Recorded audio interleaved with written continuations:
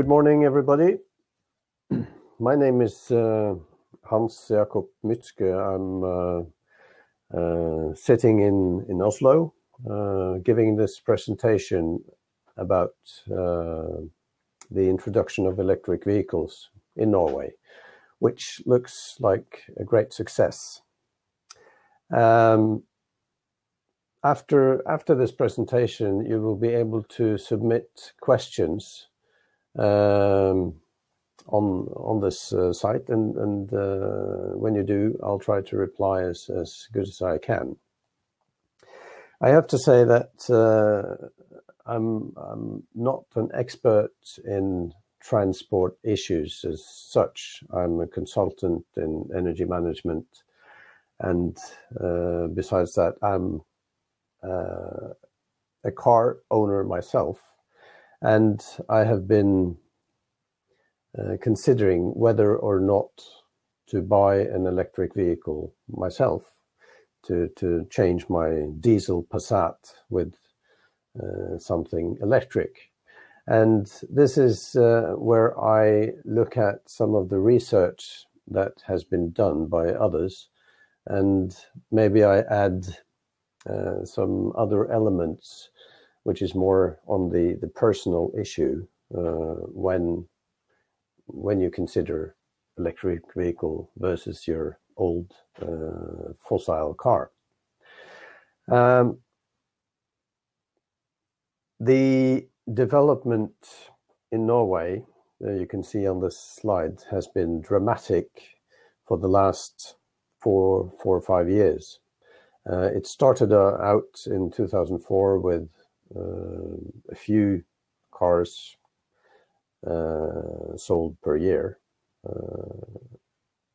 and today, or last year in 2017, more than 70,000 new 100% electric cars were registered in Norway, and this development seems to continue as new models come from the different car manufacturers.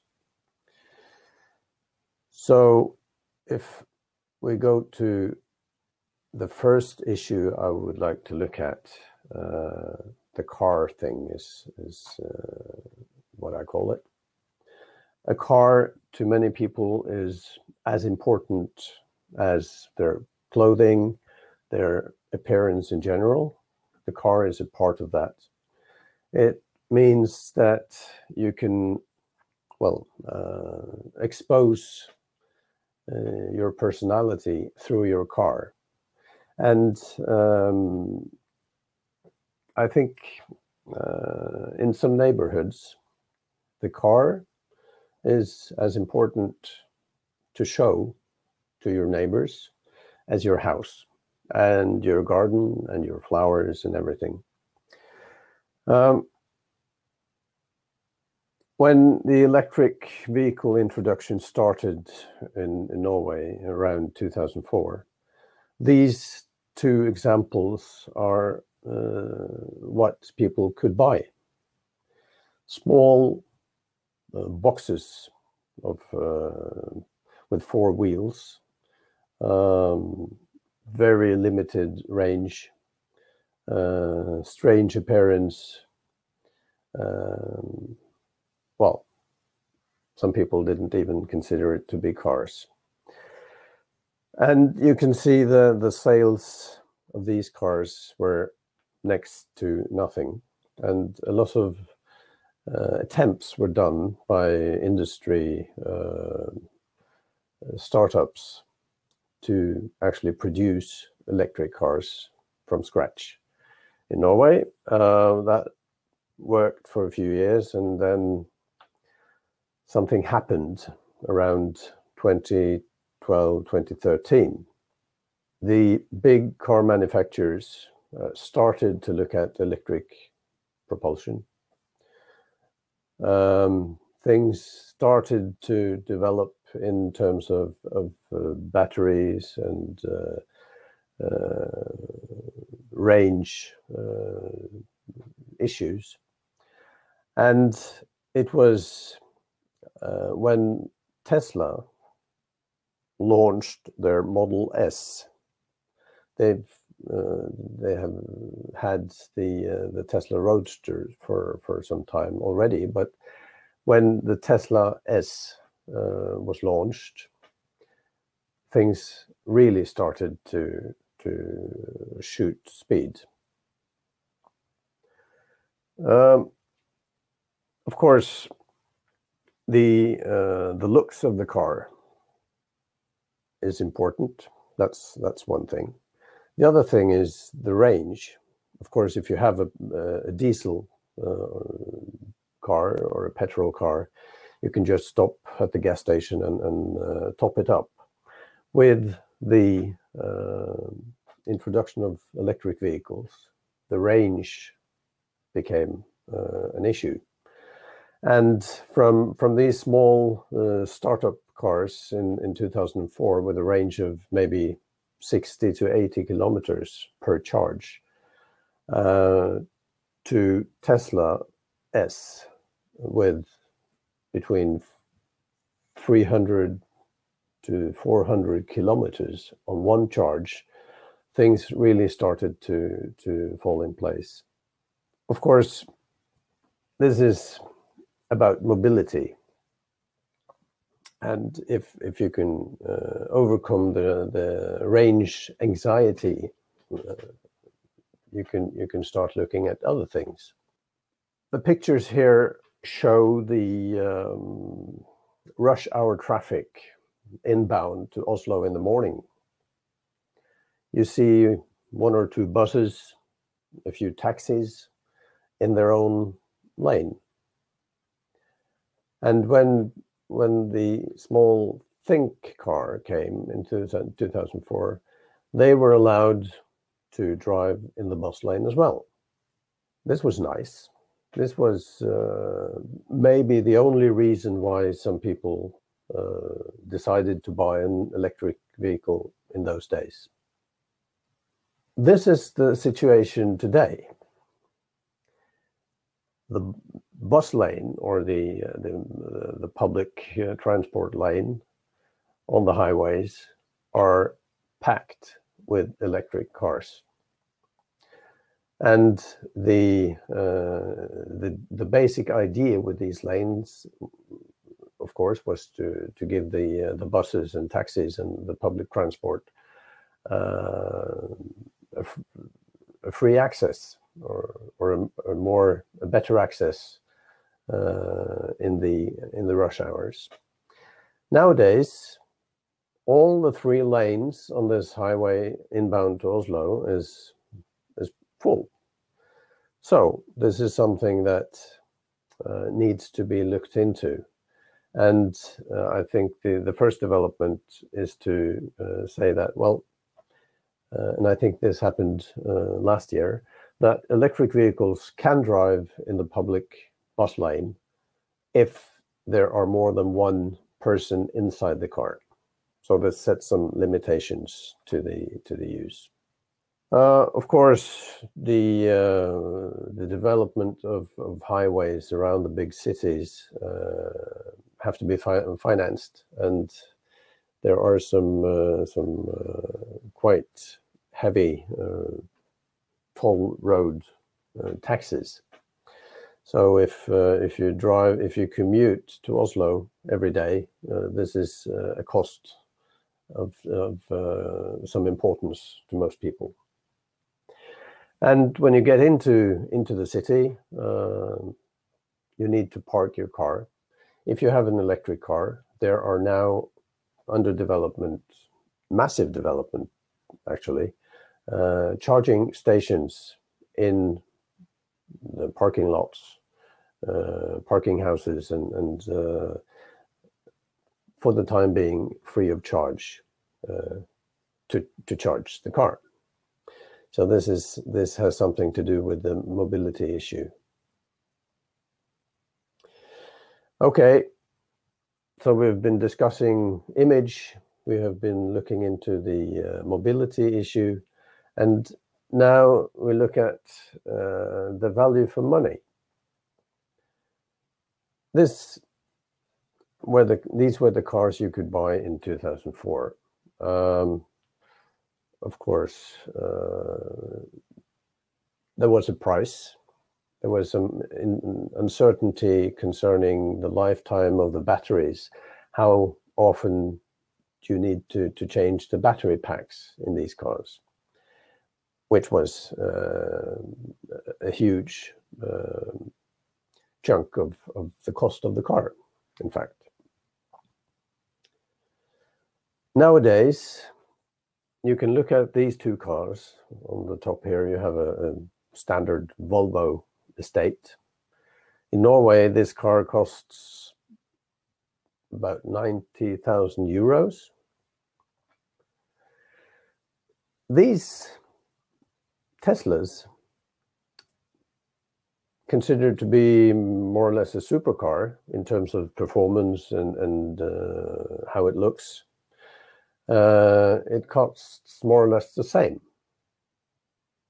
And this is a huge incentive, of course. If you could buy a supercar for the same price as a boring traditional car, like a Volvo or whatever, of course, this has a great impact on people's sense of value for money.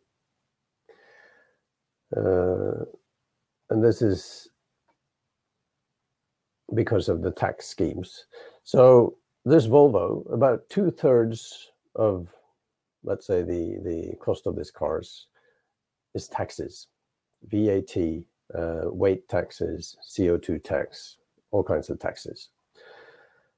The Tesla S has no VAT. It's exempt VAT. It's in a different regime concerning CO2, of course. Of course, the weight of this car is quite significant, but all in all, if this was a gasoline car, the price would have been more or less twice or double the price of what it is today. Of course, this is interesting to most people, if they have the money to buy a car, of course.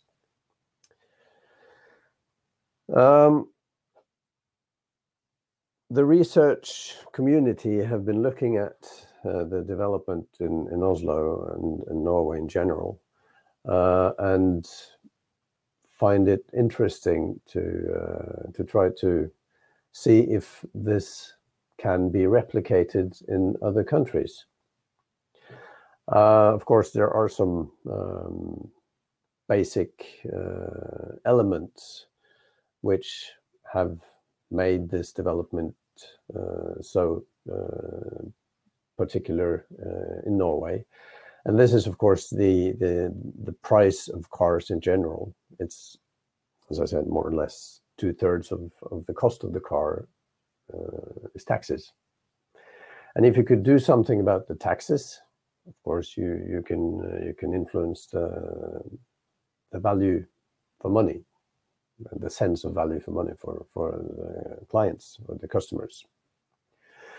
And of course, the researchers have different starting points for what they look for in this development. And the Institute for Transport Economics, the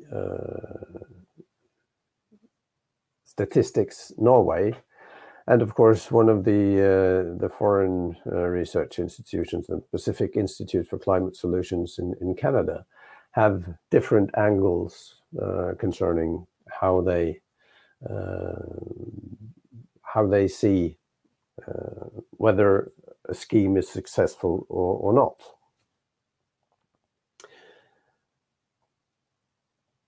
And of course, they come to three rather different conclusions to their studies. If we look at the Institute for transport economics. They see the electrification of vehicles as an important measure to reduce environmental impacts and climate gas emissions from transport. And of course, this is important for the local air quality, the mobility, the cost of the days when pollution is too high in the city. This is something they look at as well. Of course, they look at the technical issues with range, the range anxiety of people, how efficient you could charge the cars.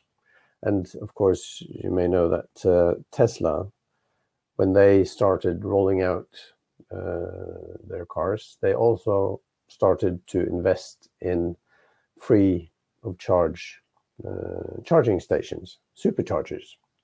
So you can go without being worried from Oslo to Trondheim, which is about 550 kilometers. And you could see where the charging stations are. And if you stop for 30 minutes, you could add another 2 or 3 hours of driving time to your car. Now, they look at how the car, the consumers, the drivers, the public authorities and NGOs have been working together to achieve this development, and which is now have made Norway to the largest per capita electric vehicle market in the world. Statistics Norway is looking at the efficiency of public subsidies in this picture. And their conclusion is that this is a big failure. The tax exemption scheme, the free toll roads, the access to bus lanes and everything, they look at this as too much. It's something that other countries should not implement. It's too expensive as such, and they look at other reasons why the transport sector needs incentives, and this is to actually influence people to drive less, to use their cars less. That's the only way you could have an efficient reduction of climate gas emissions and these things.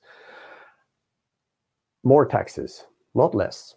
They should introduce taxes on cars, regardless of whether it's electric, diesel, or gasoline. So that's their conclusion. The Pacific Institute for Climate Solutions in Canada, apparently they see this as a successful introduction of electric cars, and they would probably like to do some of the same things. And they have just looked at the range anxiety issue as important. They look at the perks, desirable perks, as free ferries, free charging, free parking, access to bus lanes as a key driver, which is of course correct. And they look at the tax relief issue for electric vehicles. Of course, this is correct. This will drive the development if electric cars is the answer. The collaboration issue between municipal and regional players is important.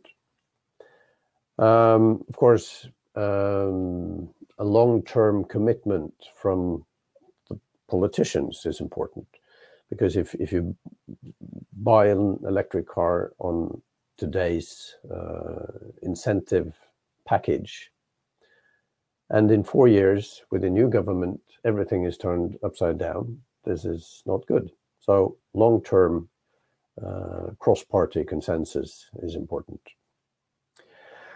And of course there's the technical issues about grid capacity. If big markets open up for electric vehicles and charging, this can affect the grid and the capacity. And they've calculated if 100% penetration of electric vehicles in the light vehicle sector will consume some 7 terawatt hours of electricity annually. Of course, this is a big amount of electricity going into the transport sector, which is not there today. So, who are right? And are any of them right? And are there some issues that they have not really looked into to understand what could be the key drivers to electric vehicle introduction in the market? When a government introduces a tax relief scheme, as we have done in Norway, this has a price. You can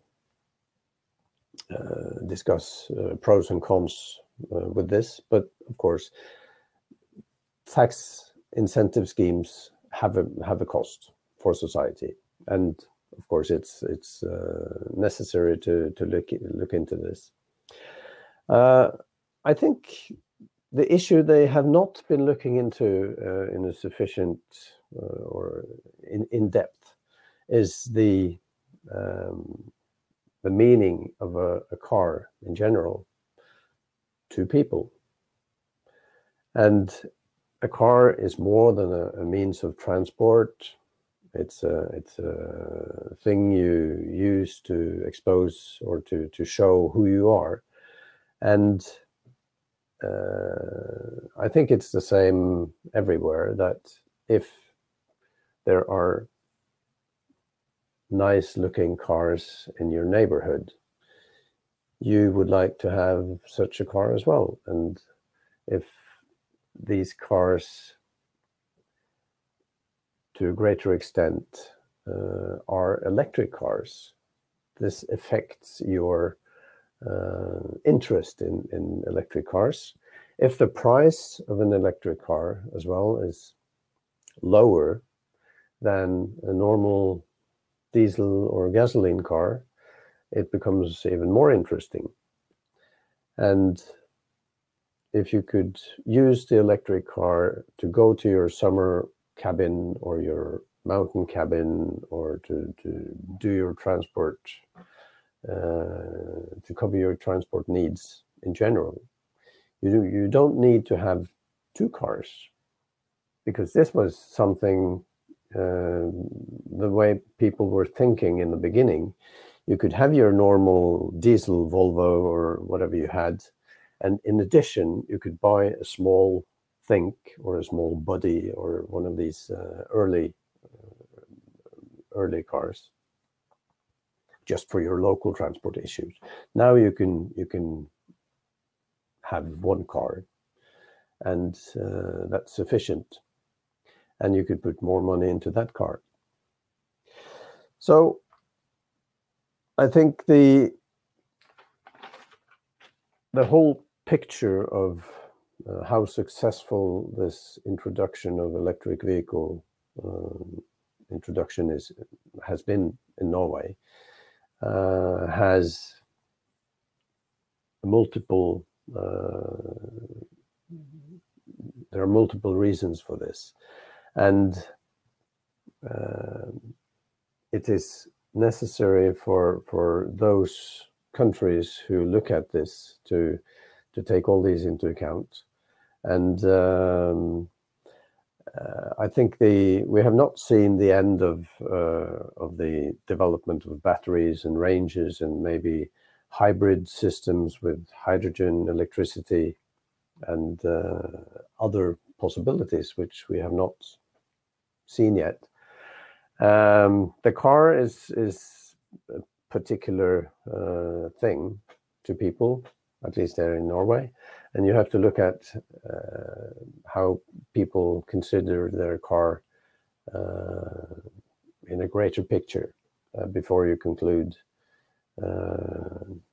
about any incentive package.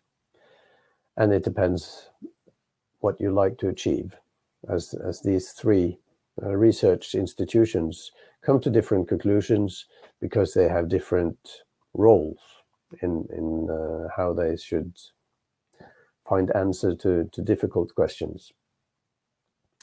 Anyway, I think the Norwegian market is interesting. It's not necessarily so that all markets, all countries should do the same thing. But as a case, it's interesting. And I think the car manufacturers look at how the Norwegian market has developed, and it's a test case for technical testing and taxation testing and mobility testing and other